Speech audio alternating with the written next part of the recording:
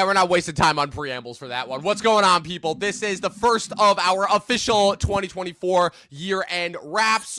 Kristen and Luke joined me last week for the top 10 best movies of the decade so far, and now we're ready to begin. It's funny, I haven't done one of these in a while. I believe the last one of these live streams that I did was when I still had Chris on back in 2021, because we just sat through so many disappointing releases that year. Little did we know that that was basically what was going to queue us up for the rest of the decade. But we are here to cover the worst of a year that, frankly, will go down in infamy for all the wrong reasons. The year of 2024, I can say personally right now, the worst year of my life, so much so that it has literally actually made me like reconsider almost everything in my life going into 2025, for the better, I will say. But yeah, shit year deserves to have some shit movies shouted out, and boy, did we have some shit movies this year. We're going around the round table. Luke and Kristen are back. Luke, just give us some of your general thoughts about some of the bad that 2024 had to offer. I think it wasn't so much as bad as much as there wasn't much, like, period. Like, everything got moved or because of the strikes or for whatever reasons. My personal year wasn't as bad as yours, though. Writing your thesis in 1 month will elevate the ego a little bit. But for sure.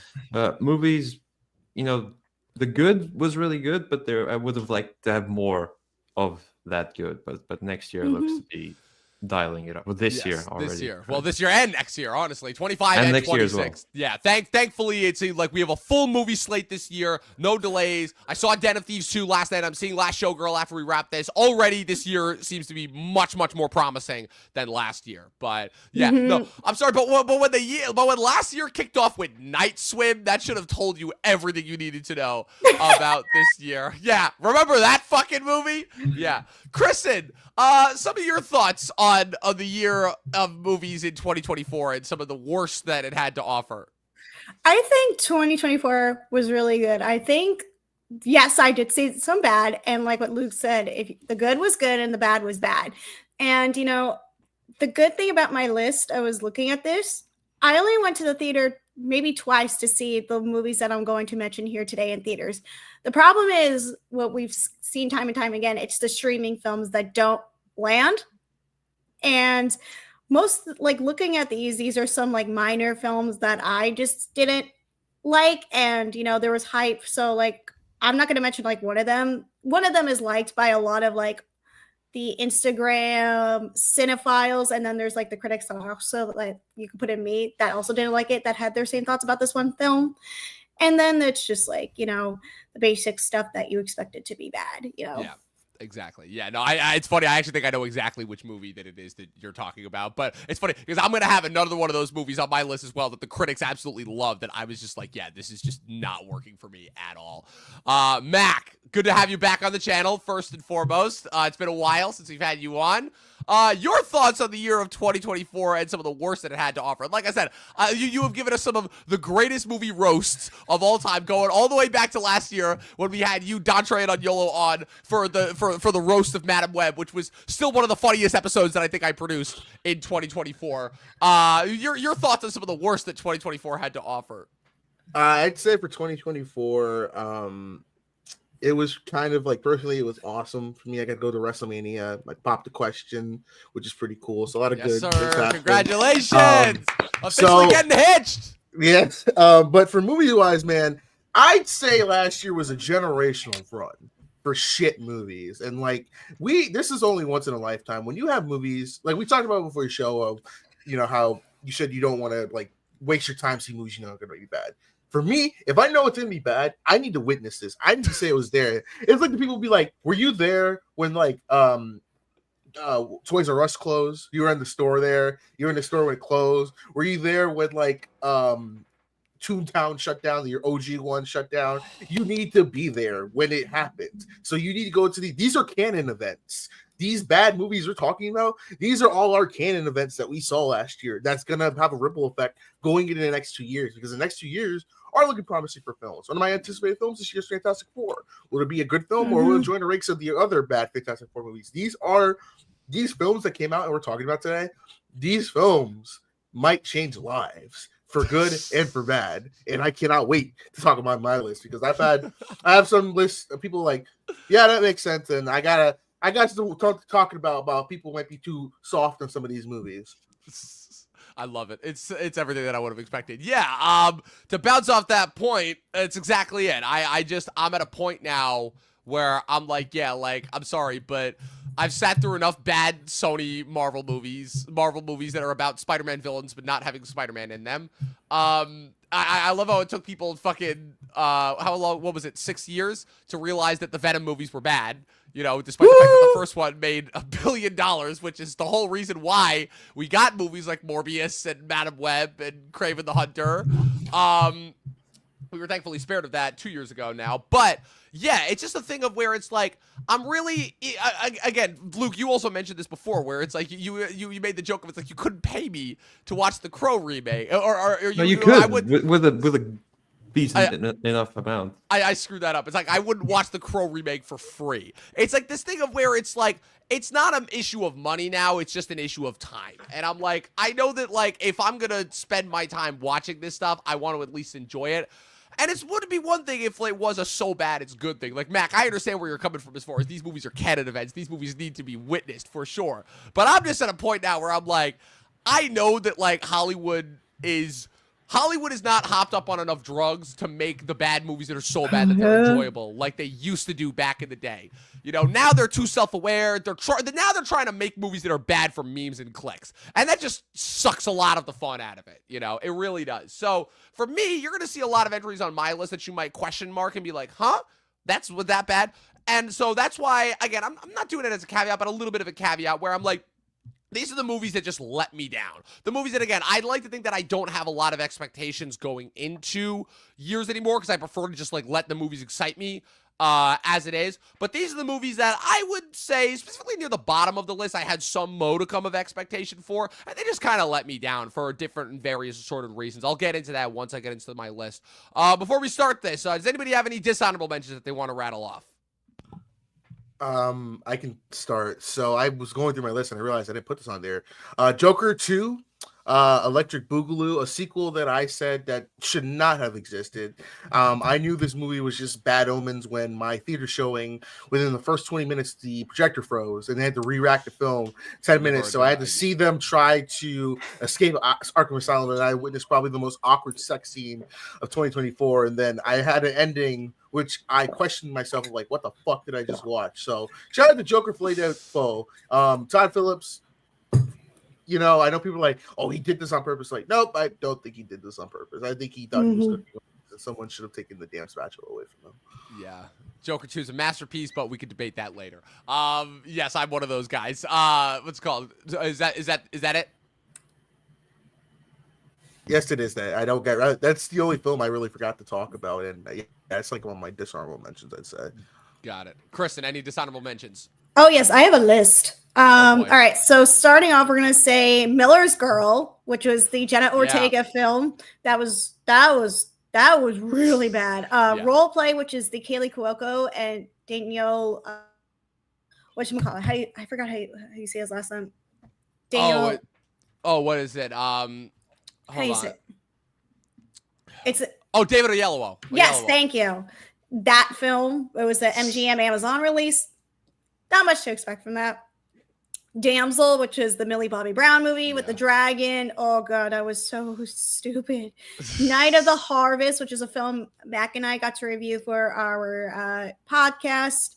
Stress Positions, which is a film nobody has heard of or saw, but it's by Theda Hamill, and it has the worst people you got to deal with during COVID-19, and then they got turned into a film, and I just was like, why was this at Sundance?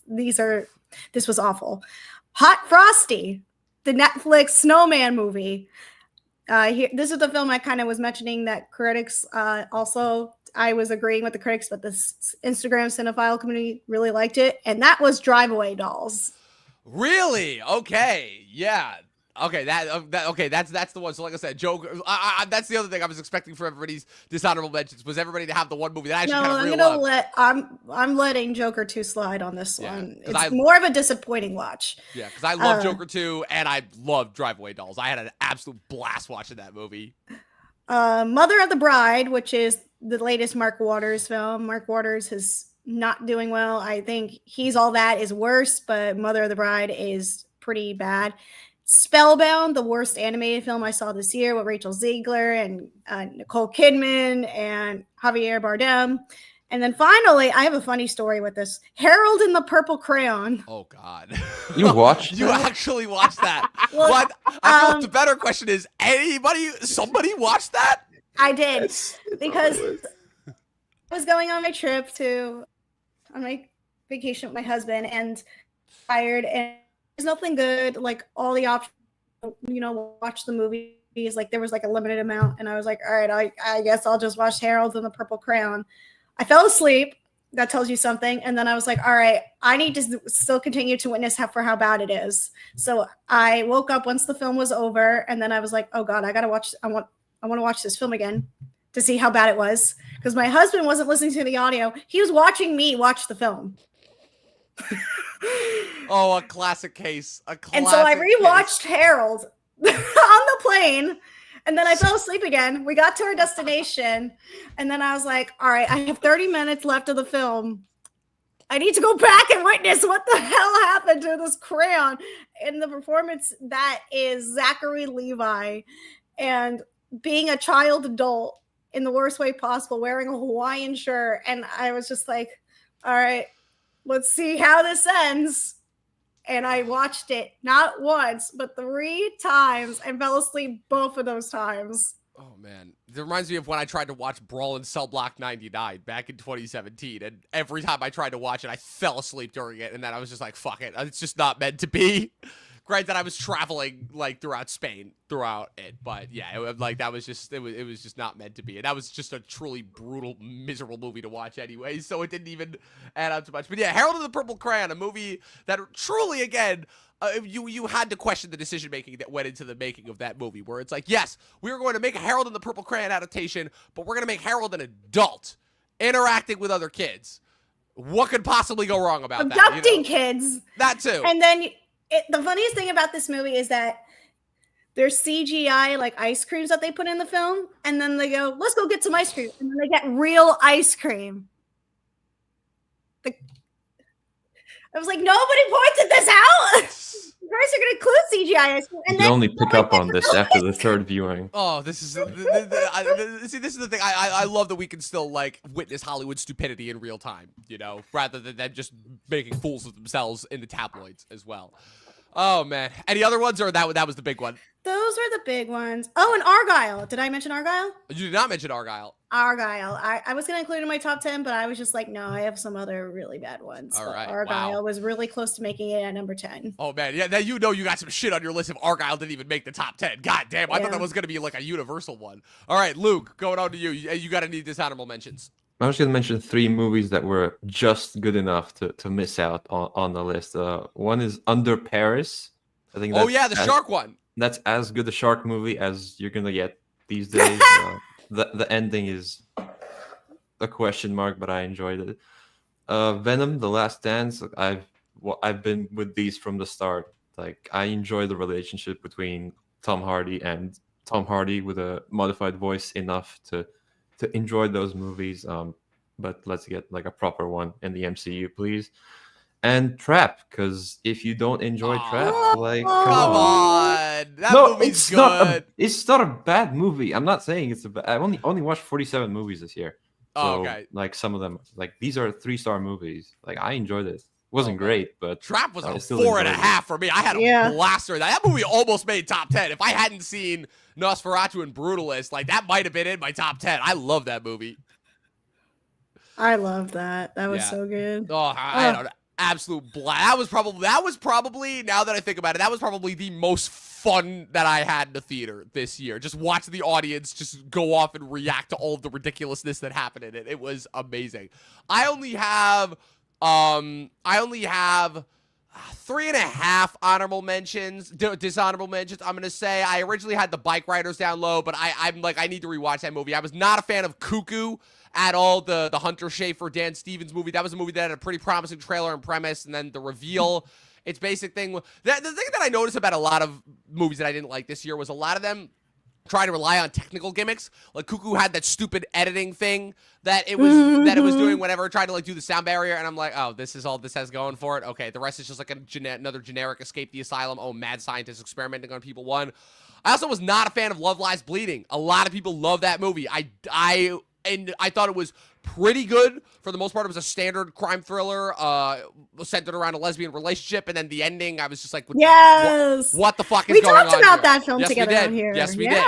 I did enjoy the Jake Gyllenhaal Roadhouse movie. That wasn't that bad. I had a lot of fun with it. Jake definitely understood the assignment for sure. I think the biggest missed opportunity was we didn't see who Billy Magnuson's real evil father was.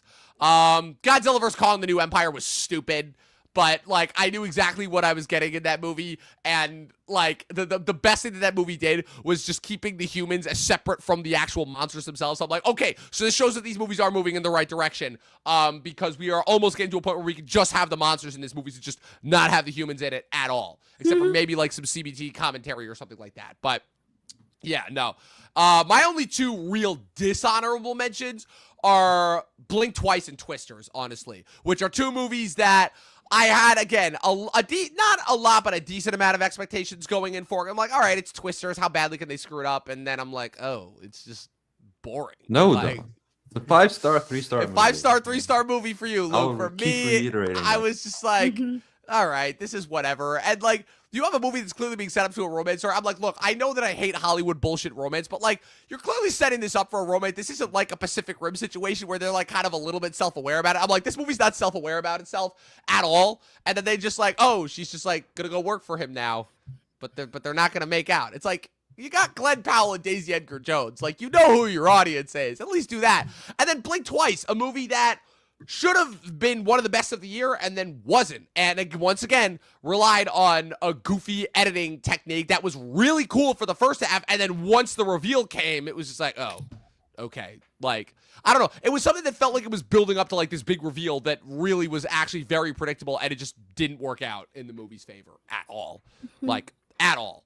So, yeah, those are my dishonorable mentions. Like I said, not a whole lot of movies that, like, straight up disappointed me because there were a decent amount that I was able to get, like, some enjoyment out of for the most part. So, let's get started with these lists. We're going to do them similarly to how we did it last week, where we're each going to go roundtable style. We're going to run off 10 through 6, and then 5 through 2, and then we'll end with number 1. So, Max, starting with you, what is your 10 through 6?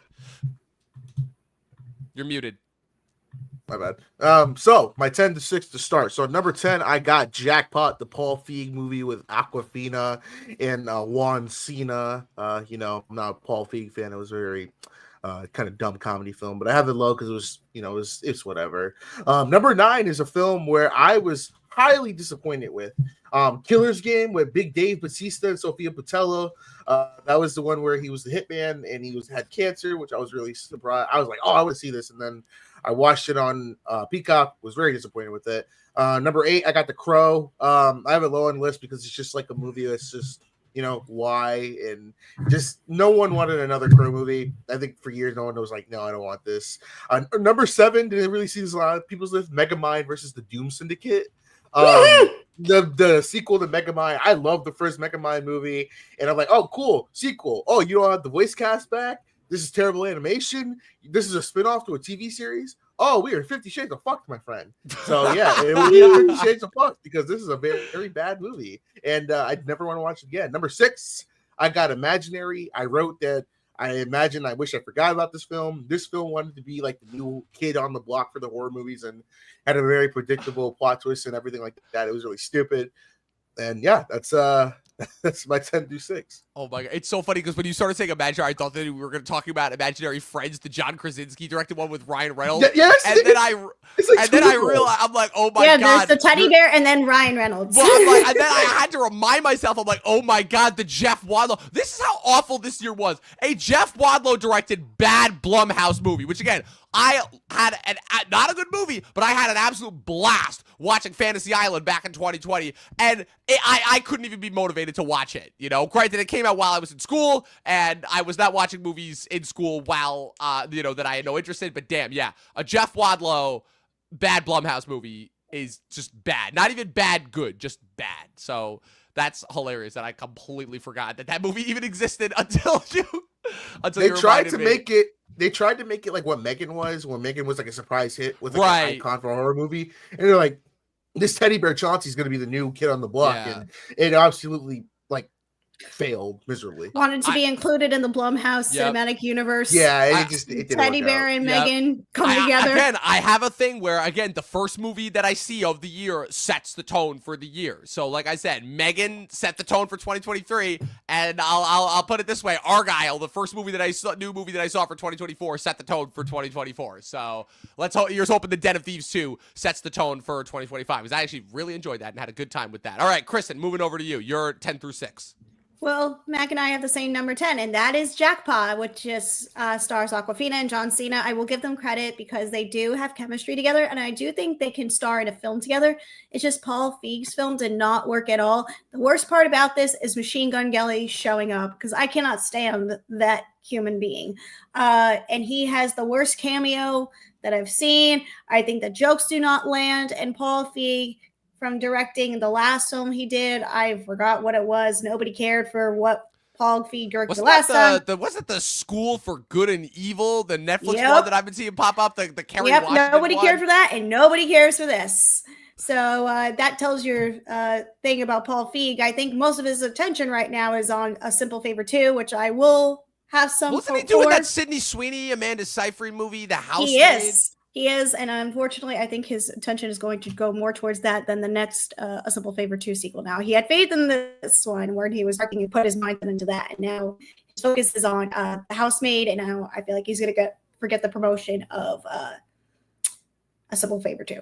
But we'll see how that turns out because of all the Blake Lively controversy. Will we ever see it? I don't know. But at least I have some hope for The Housemaid. I'm excited to read the book and check out the film. They are filming in my hometown, so shout out to that. So hopefully we get some nice shots of where I grew up. Number 9, as my phone just went black for a second. There we go. The Deliverance, Lee Daniels. Again, why did Lee Daniels direct this? I don't know. With this film, it has a great cast. You know, Glenn Close, I can't see the cast list on here. Angelina Ellis Taylor, Monique. What happened here? And then Netflix was like, we're going to put this out in theaters. Why did you put this out in theaters? There's a reason why I didn't go out. Nobody went out of their way to go see this in a theater. And for an ending that is so laughably bad that it's insane, that it's like a wannabe exorcism film, and then it is, and then having it also be a film that ties deeply with its religious themes, it just comes out to be so corny and silly. It's just like, what? I think the thing that threw me off the most about this movie was I'm like, this looks like a Tyler Perry movie, and then I saw, I'm like, wait, Lee Daniels directing? What is going on here? I was not the Tyler Perry comparison. That's diabolical. It looks like subject matter wise. I'll say, other than aesthetic, it was subject matter wise that really threw me for a loop. I'm like, I'm like, wait, is this not a Tyler Perry movie? And then it wasn't. I'm like, oh god. Alrighty, then coming in at number 8, Killer Heat, Joseph Gordon-Levitt, Shailene Woodley, and Richard Madden movie. This is a film that could have at least been a solid crime thriller where Joseph Gordon-Levitt plays a detective. I love Joseph Gordon-Levitt. I want him to succeed, but then starring in Beverly Hills Cop remake, whatever, sequel, reboot, whatever you want to call it, and then going into Killer Heat, that's bad signs right there for 2 bad movies back to back. And Shailene Woodley and Joseph Gordon-Levitt have worked together in the past. Why did they team up for this film? Everybody just signed on to this film just to go on a vacation. because that the location for this film is beautiful, but the way this mystery plays out, it is so silly. It is so much like a Days of Our Lives, soap opera, vibes. It's silly. It's so bad. A book adaptation that should not have been. And yeah, simple as that. Number 7 on my end is Night Swim. There we go, talking There it, you bringing go. it up. There you This go. is one of the worst horror movies I have seen. And for a horrifying pool, like I love going into a pool and relaxing. I shouldn't have to think about a creature that's going to come in or some ghost dimension, whatever. It is so silly and stupid. And none of the acting is good here, but I don't know. Wyatt Russell, what are you doing here? And then number 6, we're going to go back to back with Christmas, but starting off with the worst Christmas movie, Dear Santa, Bob Farley. We had Peter Farley directing Ricky Stenicki, which I didn't think was that bad of a film. But then we got Bob Farley coming in and saying, hold on, I got the bad movie of the year. And that is Dear Santa with Jack Black. And oh man, this is a movie that did not know what it wants to be. It's a teen, youth comedy, but then also Christmas film. And then it's a raunchy, wannabe R-rated film. It doesn't work with any of the meshes at all. Not good. I was really hoping at least Jack Black to be good, but I feel like Jack Black has been phoning it in a lot lately, and that's saying a lot. He's been doing so many films. People like him. I get it, but I feel like he's not been his best in a while. Yeah, no, I think it's safe to say, unfortunately, that Jack Black's best days are behind him. Like, he's still great with the voiceovers. He still proved that he had it with Bowser. But yeah, the live action roles, yeah, and Minecraft doesn't look to be. Yeah, Minecraft does not look good. Yeah. I at least give him credit. I'm excited to see what he does with Anaconda with Paul Rudd. At least I hope that is a good popcorn flick. But right now with Jack Black's career, I'm not excited to watch him anymore or have the eager to go check out a film. This was just like, all right, I'm sitting on the couch. I'm kind of bored. I want to watch something new, and this was the only option I had. And it should have been at least a better watch. There was zero promotion for this film too, so so your signs for Paramount. Remember when Kung Fu Panda came out 16 years ago? Or no, this year it's 17 years ago. Yes. I was there. Oh man, we all were. We all were there. What a better time! What a better time for movies it was. Oh man, yeah, I haven't seen any of literally. I think this breaks the record, Kristen, Mac, between both of your guys, 10 through 6. I haven't seen any of these movies. I'm like, wow, I knew I was. It's good to know that Hollywood can still churn out just as much crap as I would expect them to. Because I remember there was a time when I would have seen all of these movies. Oh man, all right, Luke, go to your 10 through 6. What do you got? Yeah, so I followed by Dom's example. I did not watch. I just didn't watch movies that I knew were going to be bad or didn't interest me at all. So. Some of these are just okay or mediocre or disappointing. So at number 10, I have Roadhouse. I have not seen the original. I think I started it, but then I had to go do something and then never finished it. It was enjoyable enough. Conor McGregor is not a great actor, but luckily Jake Gyllenhaal is. There was some decent little fight sequences. Yeah, it's a fine, mediocre 3-star movie. At number 9, bit more controversial. I knew I was gonna be disappointed as soon as everyone started calling this the scariest movie ever made. That's Longlegs. Unfortunately, I did not think it was really anything special. People kept hyping up Osgood Perkins. I'm like, well, he made Gretel and Hansel. Like, I'm supposed to be impressed by that. Nicolas Cage was. I don't know if he was good, but he was certainly something. And people were like, oh my God, we're hiding his face. We're hiding his face. Classic Cage. And then he looks like, I don't know, a pig or something. I was just not impressed by that one. At number 8, I have Kung Fu Panda 4.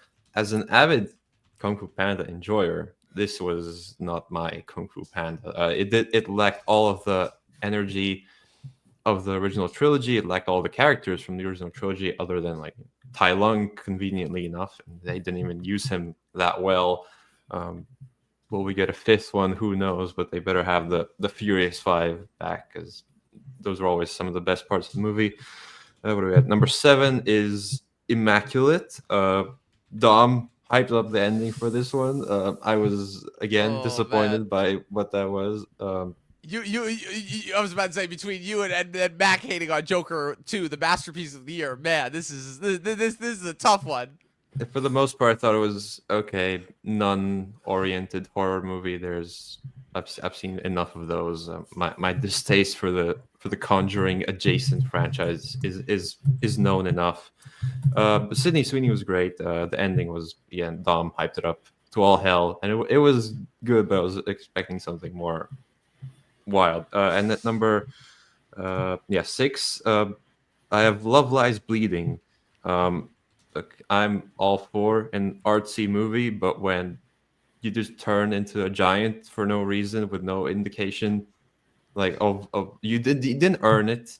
It comes out of nowhere. I'm like, no, I'm just tuning out of that movie, and I didn't really enjoy the rest of the movie that much.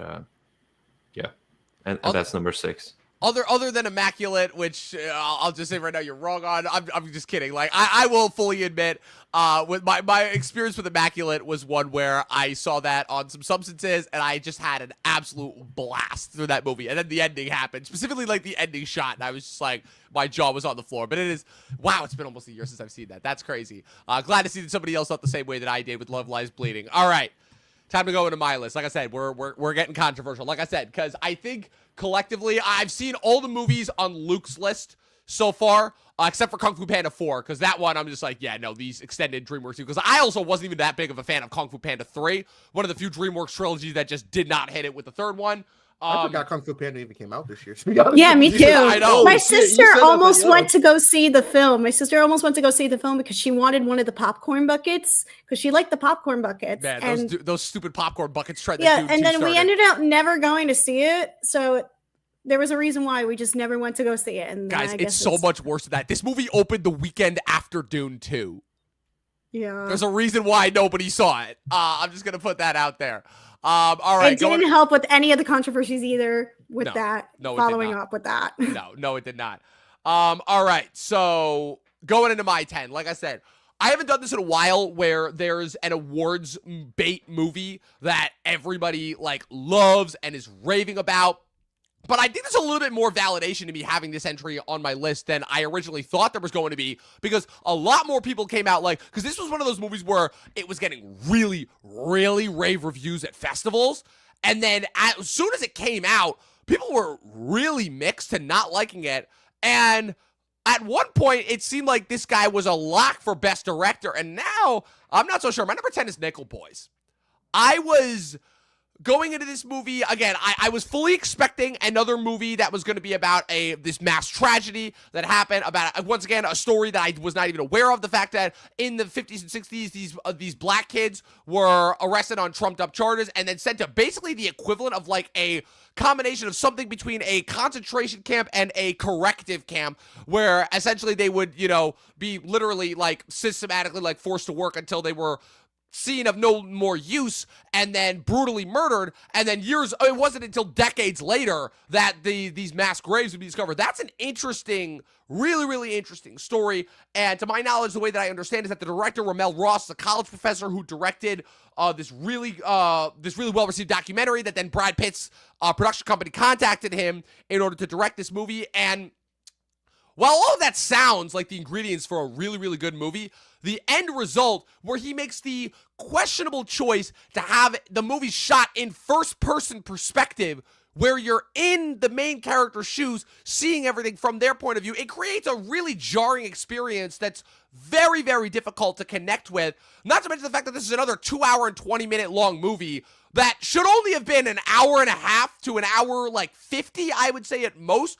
So you've got intersperses all of this footage of different documentaries and also clips from this Sidney Poitier classic movie that I'm currently forgetting the name of. And the movie really is a jumbled mess to begin with. The actual story is so interspersed. It ends up coming off more like a Terrence Malick movie, who is another director that I cannot fucking stand at all. He's one that people absolutely love, and I just am not a fan of it. And it's another movie, like Conclave, that ends with this stupid, gimme, gotcha ending, where the movie is flashing back and forth between, you're following the two kids while they're in the camp, and then you're flashing forward to one of them as an adult, portrayed by Daveed Diggs, and you're assuming that it's the one, and then the other one got killed. And the twist at the end, spoiler, I guess, is that, oh, the one kid died, and the other kid took his name to honor his memory. And I'm like, okay, but why did that have to be a twist? Like, and then you like, the whole movie right there just building up to it. Like, you could have just saved all of that for the end,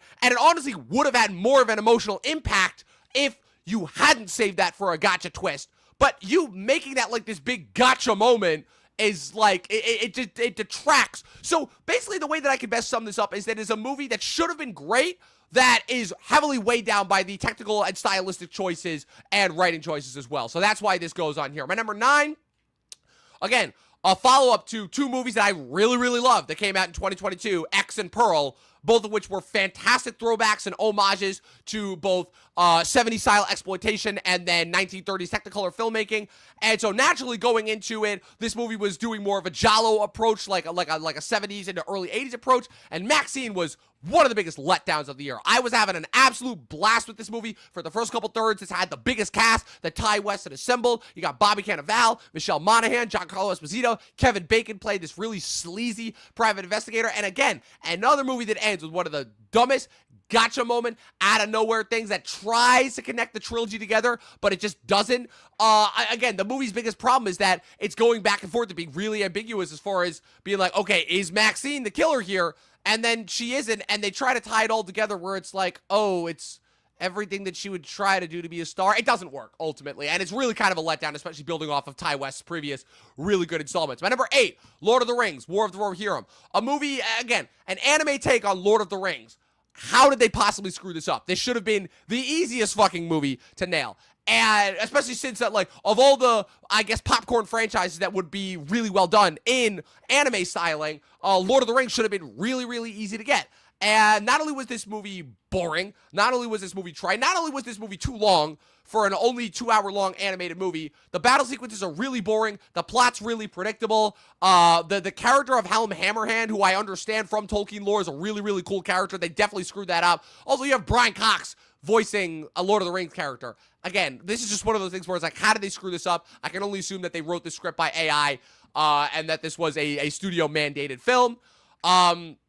It's the only explanation, and yeah, just really, really let down by it. My number 7, Y2K. This movie should have been, like, the easiest thing to nail.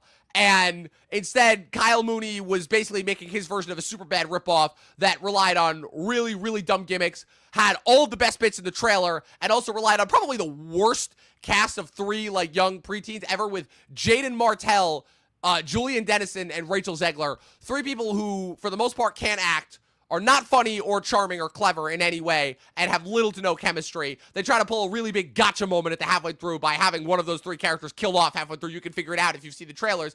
And yeah, the rest of the movie just relies on really dumb gags, just inconsistent kills. Like, do the robots want to kill us? Do they want to enslave us? They try to put it in an Elon Musk microchip. It ends on some really dumb gags. It feels like a movie that's made by American High, which is the studio that was basically trying to make its bones on super bad ripoffs, circa 2019 early through the pandemic, and none of them were good. They did that movie The Binge that came out on Hulu with Vince Vaughn, and yeah, none of those movies were good. Yeah, they only made one good movie, and that was the Big Time Adolescence movie, because that was like a precursor to King of Staten Island when that came out. And my number 6, this is probably a movie that's going to make a couple of different people's lists. I actually was probably the only person that liked Rebel Moon Part 1, A Child of Fire, when that came out in December of 2023. Needless to say, Netflix trusting Zack Snyder was not a good choice at all. Like I said, because just listen, when he made, listen, I understand the studio like screwing him and him wanting to do the director's cuts for Batman vs Superman and Justice League. I get it. But when you are with Netflix and you have the option to make it rated R, and then you say, no, I'm going to put out a PG-13 cut first, and then I'm going to put out a rated R cut, but then your PG-13 cut is so bad that you can't even have people like even wanting or motivated to watch your 3.5 hour and 4 hour long R-rated director's cuts. Like, I don't know what he's smoking, but he is really drinking his own Kool-Aid after the Snyder fans just emboldened him. Rebel Moon Part 2, The Scargiver. This is a 2-hour-long battle sequence that results in deaths of characters that you have completely forgotten about from the last couple of months, and characters who you really weren't that invested in to begin with. And this movie tries to fool you into thinking that it's going to get a Part 3, which will never happen. I don't know what Zack Snyder's next movie is. If you ask me, I think that he's officially worn out all of his goodwill that he built up from the Snyder cause. So, yeah, it wasn't good. I was really trying to give him faith. And then I was about an hour into this movie, and I'm like, oh, man, I've got an hour to go. This is tough. So, yeah, that's my 10 through 6. Like I said, some controversial choices on there for sure. But just to run it through it again, Max 10 through 6 is Jackpot, Killer's Game, The Crow, Megamind versus the Doom Syndicate, and Imaginary. Kristen's 10 through 6 is Jackpot, The Deliverance, Killer Heat, Night Swim, and Dear Santa. Luke's 10 through 6 is Roadhouse, Longlegs, Kung Fu Panda 4, Immaculate, and Love Lies Bleeding. And my 10 through 6, Nickel Boys, Maxine, Lord of the Rings, War of the Rohirrim, Y2K, and Rebel Moon Part 2, The Scargiver. As if that should have, you know, it's funny because like I'm saying this year that like I'm hoping that this is the year where parts 1s and 2s go away officially. It's kind of funny how like how I think this is the movie that we're basically like, yeah, we're not doing parts 1 and 2s anymore. This went straight to Netflix. That should tell you everything you need to know. All right, Matt, going back to you. You're 5 through 2. What have you got? I laughed, muted, because there's no fucking way you have Rebel Moon number 6. That's not number 5. Dude, there is like no way. I'm so Snyder fans come after me. I'm all ready for the smoke, you know. I don't care. I pack heat. This whole thing of like, well, if the first movie's not good, I'll just do my director's cut. Like, it's getting old, Zach. Like, I'm surprised he didn't do I have Army of the Dead cut that I gotta release, and it's just like I'm sick and that of still this. Hasn't come out. No, I'm so sick of this gimmick of like, oh, well, I'll just release this 3-hour cut of a film. And it's like, I didn't think the first Rebel Moon was like terrible. Like other people thought. I thought it was just boring. I was like, oh, rated R Star Wars. All right, cool. But it's like, this one's just like a big, like, I'm just going to do what I do. And of course, the Snyder boys are going to defend it. And they're having a freaking heat stroke right now because of the Superman movie. And it's like, it's so boring. There's nothing happens in this movie until like the last 45 minutes. I think Rebel Moon is very, very bad. And that's why it's another movie that's an hour long, but because of all the slow-mo in it, it's blown up to 2 hours because literally half this movie is just slow-mo action sequences. I agree. And it's like, damn it, Snyder, how dare you? But number 4, I have a film that wasn't on a lot of people's list. I'm going to say The Strangers Chapter 1. So if you've seen my channel, you've known I have a very love-hate relationship with The Strangers. Kristen's seen it, so we've covered the films. At least I don't like the first Strangers movies. I do respect its horror elements. The second one is so bad it's good because it's like a big like why Christina Hendricks is in it, so that's an A+. But this one was just like, you know what we need? We need a trilogy. We need to reboot The Strangers. Who was begging for that Strangers reboot? And apparently no one was, because they were not cooking with this. It's like, this is pretty much a rehash of the first film, but it's like, we're getting to know how the Strangers become the Strangers. And then they shot both of the sequels at the same time. So it's like, what are we doing? So it's like, and this one did not do well. And I don't know, the second one was supposed to come out in December, but I think they moved it to this year. So the part 2 and 3 are coming out this year. So I have no idea what they're going to do for this movie. I know the actress they have in this film, I forgot her name off the top of my head.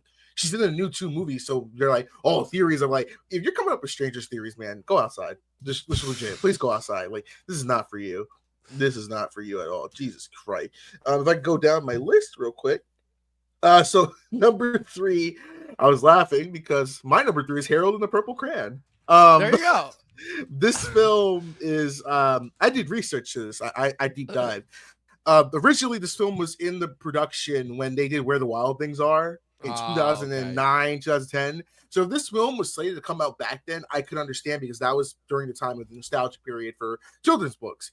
But someone said this was the movie that got Zachary Levi to vote for Trump, and it made me laugh to this day because it broke him because the report came out that he was disappointed with Shazam not doing well to be like the big star he wanted to be for The Rock.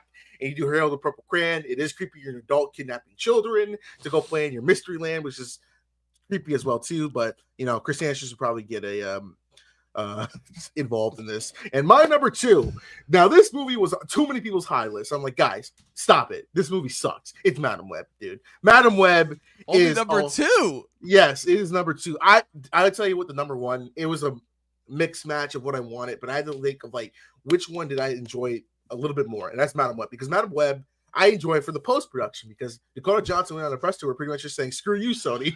I don't need to do this shit. My dad's Ron Johnson. I got any movie I want. I'm gonna just do indie movies for the next 5 years and everything." But Dakota Johnson had like the best press tour. Sydney Sweeney thought this was the MCU. That's even more hilarious. So that was funny as hell. And then everything with this film was broken. And then with the word coming out, they said, "Yeah, we can use Spider-Man. We just didn't choose to." It's like, damn, they're just making shit movies for the love of the game. That's respect, Sony. And Madam Web is truly horrific. I knew that, like, it's not even enjoyably bad like Morbius. Like with Morbius, it is funny bad. Madam Web is just a nightmare of like, okay, we're gonna make this movie and we're just not gonna have fun with it. And it's just like it teases movies we're never gonna see. I don't think it was like, man, I really gotta see Sydney Sweeney in that skin tight suit in the after credit scene. Like, I really gotta watch that. I gotta really see this origin story of this villain who is dressed like a Spider-Man, but Spider-Man doesn't exist because Mary Jane and Ben are born with this baby. We can't say it's Peter Parker because we don't want to. It's just like a big confusing mess, and it's just like, and then having Madam Web is this older lady. Why do we have 30-year-old Dakota Johnson playing someone who's supposed to be elderly lady? And like they made her a dick, which is kind of accurate to Madam Web's character because she's neutral, but she just makes sure that everything works in the Spider-Verse, and they didn't really explore that. Mike Epps is the best part of the movie for the 5 minutes. He said, "Yeah, Madam Web sucks." Mike Epps is usually pops up for like 5 minutes and is like the best part of the movie. That I'm glad. Cue Resident Evil Apocalypse, which I'm sorry, that is people say that that's the best Resident Evil movie, and I'm like, if that's the best Resident Evil movie, then wow, this franchise really fucking sucks. Yeah, I was about to say, Mac, I believe you were the one that coined the term, this is the anti-movie of our time, which is a phrase that will live in infamy. That is going to forever be burned into my memory. All right, Kristen, going over to you. Your 5 through 2. My 5 through 2. First up, we got Red 1, which is the Chris Evans, Dwayne Johnson, Lucy Liu, and J.K. Simmons film. Another Christmas film that is doomed to come on my list. A lot of Christmas films I realize have been coming up in my top 10 for the last couple of years now. So the streaming Christmas films don't ultimately work, and this is one of the Christmas films that doesn't work. This had the nerve too because of the big budget problems it had, the controversies that it had with Dwayne Johnson. This should have never been in theaters. There is a reason why it's doing well now on streaming, and it's not good. From what I find to be really disappointing from J.K. Simmons as Santa Claus. I love him as Santa Claus, but the fact that they barely use him in this film is so sad. He's just sleeping most of the time in this film if you watch it. Did anybody see it here? Nope. I saw it. Yeah, Mac. Yeah, he sleeps the entire time in the performance. Like he's actually like sleeping. His character's like under a spell. J.K. Simmons is like in the movie for 5 minutes as talking, but then like the retired time is just the chick from Sabrina the Teenage Witch, the new one, holding him hostage. What's her name? Kieran Shipka, yeah. Yeah, like he's just trapped and was like, man, that must be an expensive nap. It was like, if I could cast a movie as an A-list actor, I could sleep the entire thing. Sign me the fuck up. And play Santa. Even worse. And then so bad with CGI, it's not good. I can't believe that this movie also had the popcorn buckets that it had too. This movie really went after to get that audience in for Dwayne Johnson, and I'm waiting for the day where Dwayne Johnson actually plays a bad guy and actually loses, even though that will never happen. Never happen. Never gonna happen. Never ever happen. Coming in. I was gonna say real quick. Do you guys remember like years ago when everyone was getting amped up for J.K. Simmons to play J. Jonah Jameson in Batman vs Superman, and it's really because he was getting in shape for this movie? Oh no, it was Commissioner Gordon, not J. Jonah Jameson. Sorry, Commissioner Gordon. Wow, getting my comic book terminology screwed up. Thank you, Mac. But yeah, for Commissioner Gordon. But it was working out for this movie, and this movie came out this past year. 6 years after Batman vs Superman. I just had to point that out because that's still like a really funny 8 years. tidbit. Oh fuck, you're right. 8 years. Holy shit. Wow, I can't do math at all. Thank you, Luke. Oh my god, what would I do without you? All right, Kristen, you're number 4. Number 4 is a movie nobody has heard of. This was a film that was released overseas. I think you can watch this film on the internet somewhere, or you can rent it somewhere. I don't know. But this was a movie that was sent to me. This movie has 2 different titles. I don't know why. It's an animated film, and it's an independent animated film. And I'm only including it because it had the nerve to be released overseas in a theater this movie is called Gracie and Pedro. I'm going to give you both titles. You decide which one you'd like to go with. Gracie and Pedro Pets to the Rescue. You can look this up. This is a real movie. And that's the first one. And then the other title is Gracie and Pedro Mission Impossible. You decide which title you want to go with. Both will come up on Google, even if you search it. I kid you not. That's what we're gonna go. That's what we're gonna go with right there. Yes, hopefully we don't get copyrighted for that one.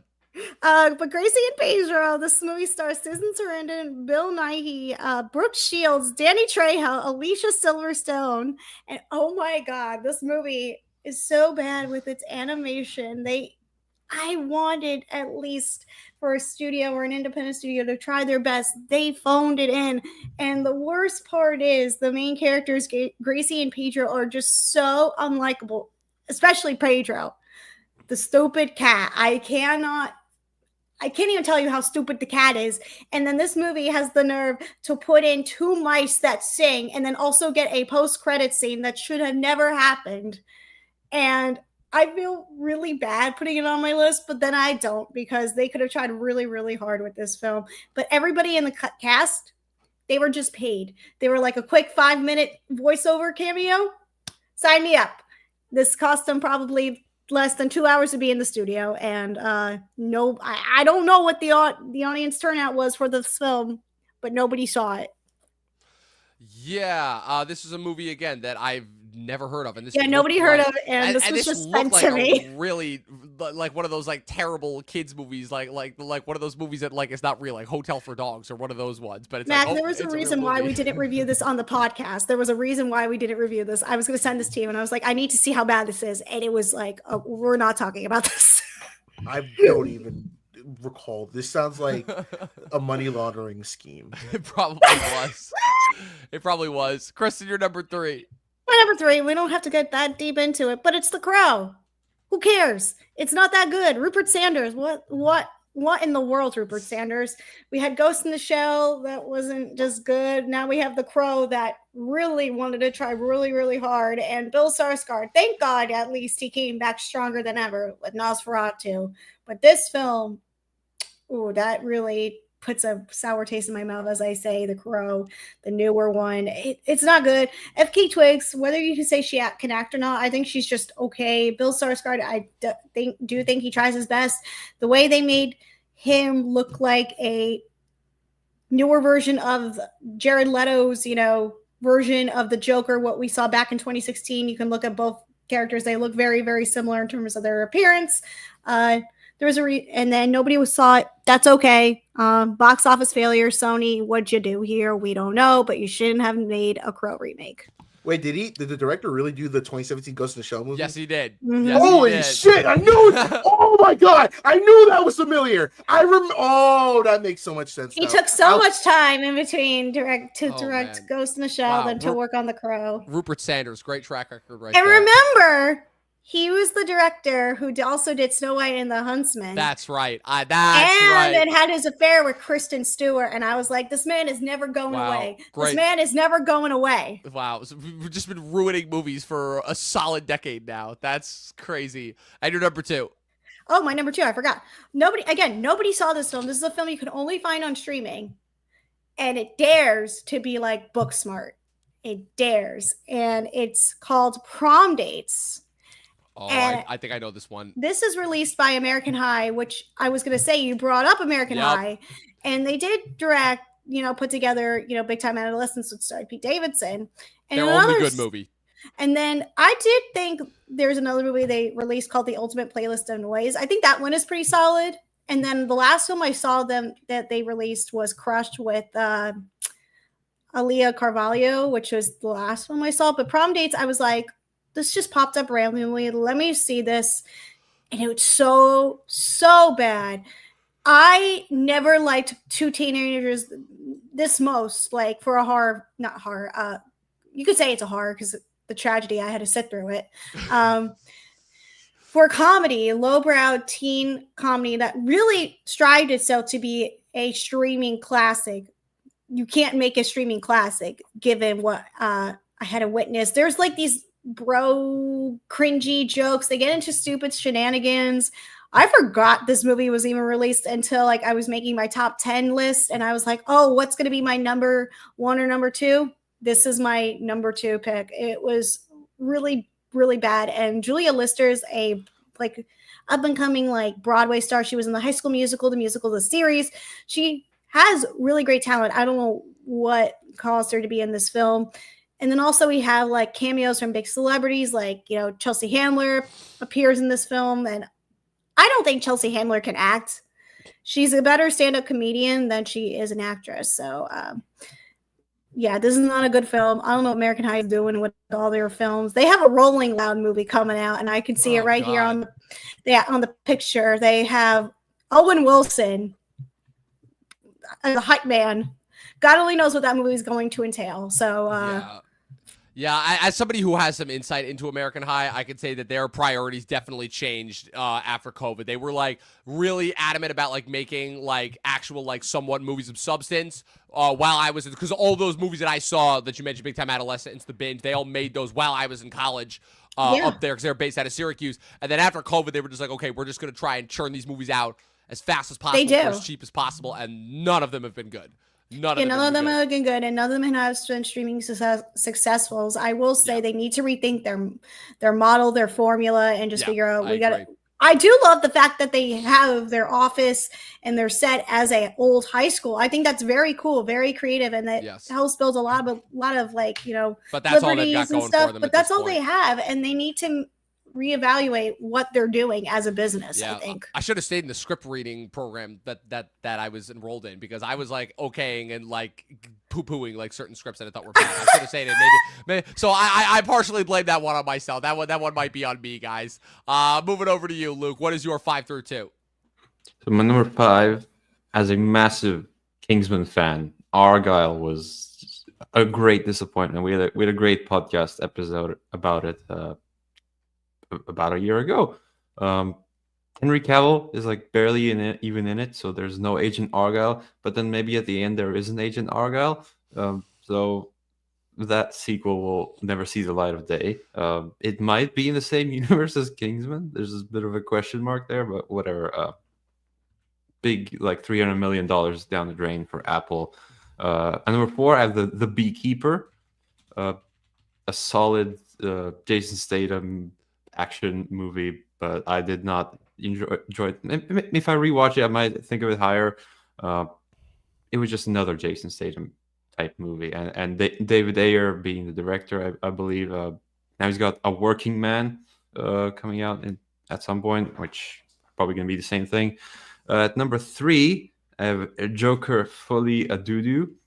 I knew it wasn't gonna be great, but I thought, hey, you know, it's a musical. Maybe I'll enjoy the musical sequences. And then I didn't really even enjoy those. Like, oh, we're going to build a mountain and repeat that 17 times. You know, what a bad influence Joker is on society. He's tap dancing on stage. Like, why are we letting the youth see this type thing? But no, it's just, what was this?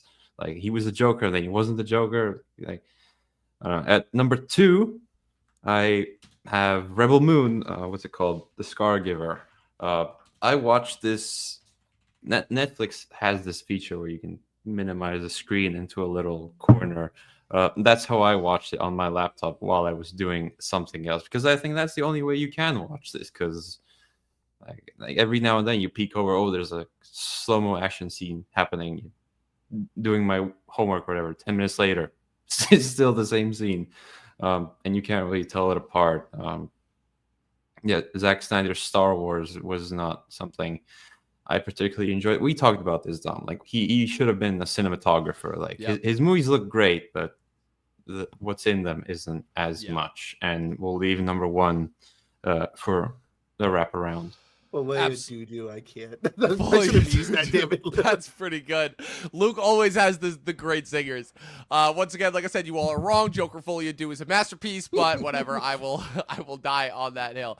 All right, going into my 5 through 2. So, like I said, the disappointments specifically from A24, my favorite indie studio, just keep coming because, man, this was a movie that hyped itself up. They're like, yeah, this movie is going to be the takedown of Trump. This movie's going to show, like, yeah, what dystopia, what America's going to look like under the next Trump presidency if this happens. This is one of a couple, like, attempted, like, cautionary against Trump pieces that just absolutely failed miserably. And coming from Alex Garland, I would have hoped that it would have been better. Because he's one of my favorite filmmakers. I was setting you up for something completely different. That's actually really funny. Civil War.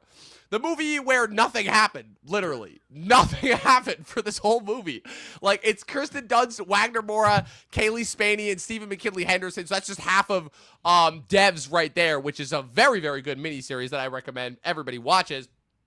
Just going across the country to try and get a last quote from the dictator president, played by Nick Offerman, before he's unceremoniously killed by the forces of California and Texas working together. That immediately told me that this movie was made by a Brit. Because I'm like, in no universe are those two states allying against... And Florida. Don't forget Florida. And Florida. No, I thought Florida was like its own independent nation, which I'm like, okay, that tracks, but... Matt, you forget the Florida Alliance? Yeah, the Florida Alliance. Exactly. Listen, sorry. No, you go ahead, Dab. I was just going to say, this movie had one good sequence, which they also told you in the trailer, which was the Jesse Plemons scene. And yeah, like I said, this is literally like a road movie that was supposed to be like about the importance of journalists, except I'm like, but what did they do? Like, what did they do that was so important in this movie? You know, like, okay, they got the last word. And then they just let the soldiers kill them. I'm like, oh, so journalistic integrity, I guess, doesn't matter when it comes to mass dictators. It's like, so what was the point of this whole thing? Like, I legitimately question like what the point of this whole movie was. You know, at the very least, Love Lies Bleeding had like something going for it. This movie like actively aggravated me, and the fact that there were like people that were still like online trying to defend it, like, oh, just angered me. And I'm like, Alex Garland, I expect better of you. Number 4, a movie that, again, this is another one of those movies that I never would have watched except that my mom really wanted to watch it, and then I watched it, and I'm like, oh, so Anne Hathaway's the next on the list of older women that are hooking up with younger guys and making that a thing. And I love Anne Hathaway, but man, I'm questioning her film choices right now. The Idea of You.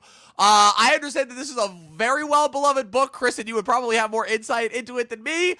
Yes, Harry Styles fan fiction. I didn't think this was as bad, but the fact that we have not one, but 3 movies coming out where an older woman is with a younger man. Yeah, this and 2 of them star with Nicole Kidman. Yep, yeah. This is a trend that should have stayed in 2021. I still have to watch Baby Girl, but I understood that was much better because that's like into the whole thing of like, oh, it's a kink. This is like no, we're trying to treat this as mainstream, and I'm like, no. Nicholas Galitzin, man, he is on a hot streak, or should I say a bottom streak? Ayo, with last year's Bottoms, and which is one of the worst movies I've ever seen in my life, and now this, and now he's gonna be He-Man. Talk about failing upwards.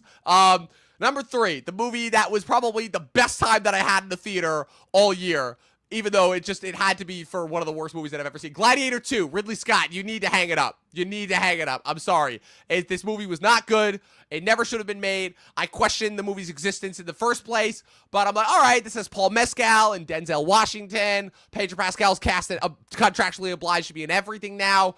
And it's funny because I was actually listening to some YouTubers yesterday, and they have a theory as to why he's cast in everything. And the theory is that he's just white-looking enough, but just Hispanic enough to check off, the quotas that they need, which I'm like, wow, that is so true. It explains so much. But yeah, this movie was a movie that, again, of all of the bad legacy sequels that we've gotten recently, was the one that had the most promise as far as, okay, this could have actually been good and actually had some interesting dramatic tension. And then just took all the dramatic tension and just completely threw it out the window. You have Denzel just Denzeling it up. Again, they should tell you that this movie is so bad that people were sure that Denzel was going to get an Oscar nomination for this, and now that is not happening. I can tell you right now. Yeah, like I said, it was a movie that was so bad that me and my friend literally just talked our way through the whole movie and literally made somebody get up and walk out and not come back. That's how bad this movie was.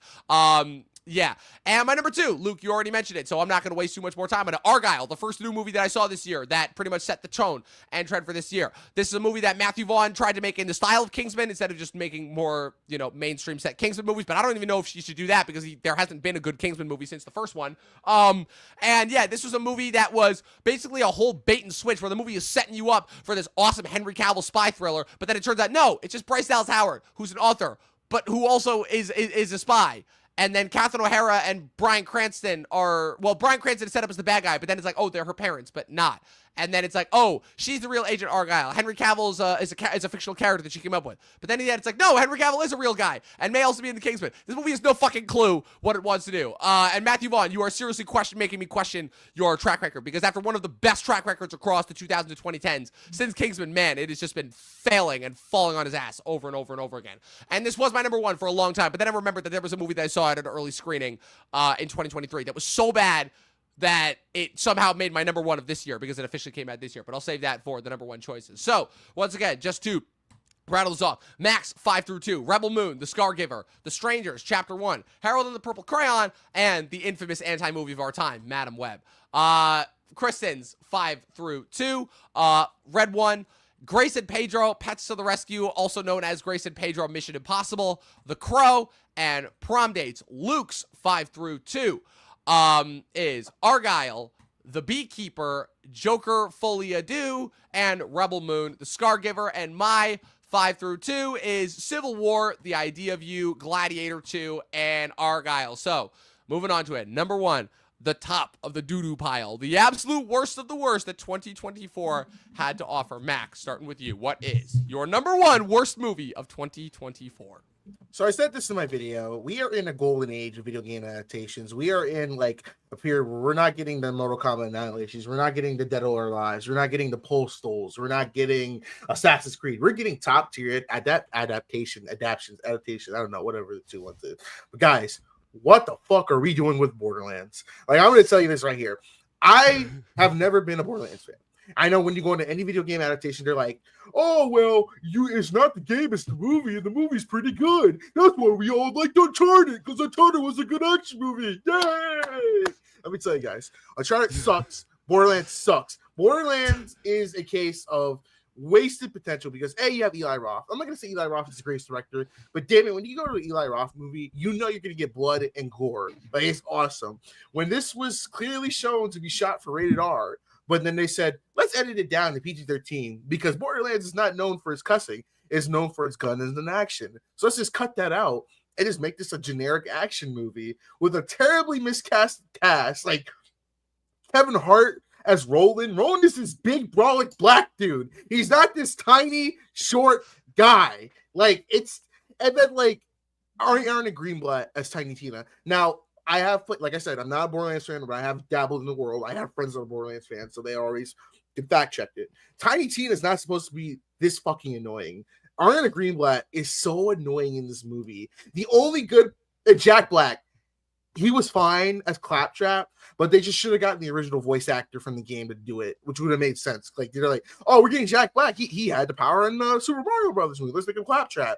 And then Kate Blanchett, just I didn't see her why she was Lilith, and Jamie Lee Curtis was cool in the movie. Like I liked it. Gina Gershon made an appearance, which was like, okay, that's random. You know, she got some big assets, if you know what I mean. But like this movie was just so bad. And to sum up my theater experience, there was 3 of us in the movie: my dad, myself, and another guy. 3 black dudes in a dark theater watching Borderlands on a Saturday night. There's no other way to just spin it. Borderlands is, I think, out of the 2020 so far, it's genuinely the worst video game movie I've seen this decade. And I hope Mortal Kombat 2 is better because I didn't really like Mortal Kombat 1. Borderlands is by far the worst movie I saw this year. It fucking sucks. Some big assets. Also, there's the fact that Eli Roth was fired, Yes! post-production. Yes, it's like half the people's credits are gone for this movie. So it's like this movie was in production hell for I think like 7 years because they went through a few different people, and then I think it's a controversy because a lot of the VFX artists got cut out of the credits.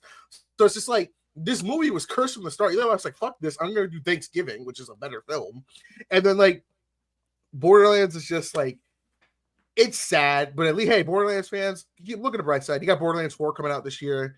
Yeah. This movie, I think it's funny, like even the fans are like, yeah, no, I ain't defending this. And I know it's like, oh, it's different from the video game. Like even as the movie itself, it's just bad.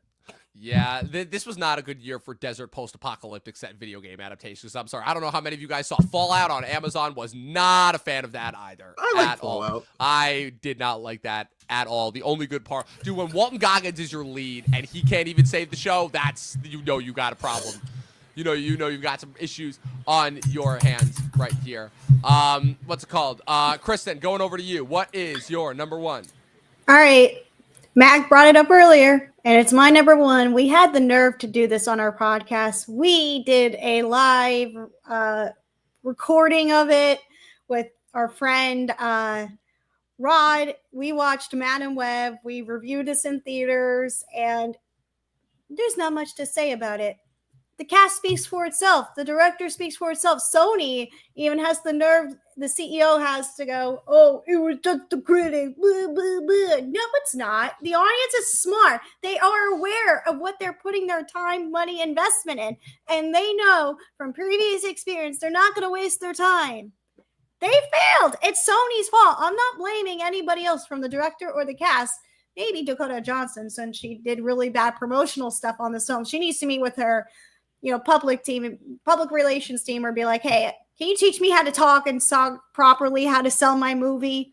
No, she couldn't sell the movie. No, nothing in the film works. It's Sony's fault. Shame on Sony. And they got to come back somehow, because given how 2024 worked out for them, it's not looking good for 2025. They got to figure out how to make them go up. So. Yep. Madam Web. I was waiting to see who's number one that was going to be. I was shocked that it was Mac's number two, but given back your relationship with Borderlands, that tracks. Luke, you're number one. Worst of the year. What have you got? Listen, I've never in my life walked out of a movie in a theater. I seriously considered it for Megalopolis, because that is just. I'm watching this. I'm like, I don't love movies enough to understand any sort of meaning from this. To me, it was just 100% bullshit on the screen and through my ears. I'm like, whoa. Like, I think I fell asleep and I didn't really miss much. I've just blocked the experience out of my mind. I only remember that John Boyd said, "Oh, how do you like my boner?" And then he shot someone with a crossbow. Like, and that kind of sums it up. Like, you're wondering why no one wanted to finance this, and like here's why. Like, it's just complete nonsense for 2 hours, and it looks horrible. In the CGI terms, the dialogue is questionable. Like, go back to the club. Like, that's the one good thing that came out of this. Greatest line of the year. Greatest movie line of the year. Wait, Luke, you should have sold your freaking vineyard, man. Like, I'm good. I still think the funniest part about this movie is that Coppola sunk $120 million of his own money. $120 million. Not even just that, but the fact that I don't know. I enjoyed it.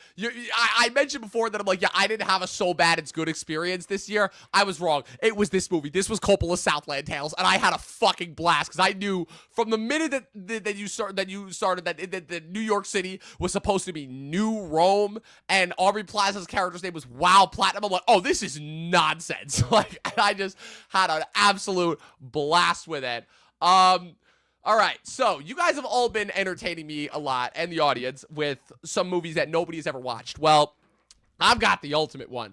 This is a movie that A24 released that was so bad that nobody watched it. This movie was so bad that I saw it for free at an ERM early research thing in September of 2023. This is the movie that officially made me go, wait, I want my money back. Wait, no, I saw this movie for free. I want back the hour and 20 minutes that I wasted on this piece of shit. So, from Robert Eggers' brothers. That should already tell you everything you need to know. And starring Brandy, The Front Room. The number one worst movie, the movie that was so bad, I didn't even see it in the year of 2024. I saw it in the year of 2023. Brandy can't act. This movie is a wannabe Rosemary's Baby meets Hereditary, and it doesn't work on either sense. This movie is trying to be funny, but also scary, and fails on both counts. It can't tell if it wants to be like an unintentionally hilarious, or if it wants to be genuinely scary, and it's just failing miserably. Either way, it doesn't work. You've got poor what's-her-name, the actress who plays the witches in Macbeth, and Mrs. Fig in the Harry Potter movies, whose name Catherine Hunter. Catherine Hunter, thank you, as the mother-in-law from hell, but she's doing this weird, batshit, crazy Southern accent while also shitting herself throughout the movie. They have to, like, take care of her while also, I'm like, how is this supposed to be a threatening villain? Like, you have to, like, she can't even take care of herself. But then she also is trying to curse this child. Also, the way the movie ends, you don't even know, like, what actually happens with the curse. Like, okay, so yeah, she dies, but her ghost is still haunting them. And, like, then the mom dies, but you don't know what happened to the kid. And then the movie just ends, and it's like, oh, they're all in, like, pictures, like, with the kid. I'm like, this movie doesn't even make sense. It can't even own up to its supposed scariness. This is one of the worst movies that I've ever seen in a theater. It's so predictable. And then the fact that they had the nerve, I'm going to jump in because I just reviewed this. Please do. They put the whole movie together in the trailer. You can tell because the where she's singing the song in the car, I was like waiting for that moment to happen.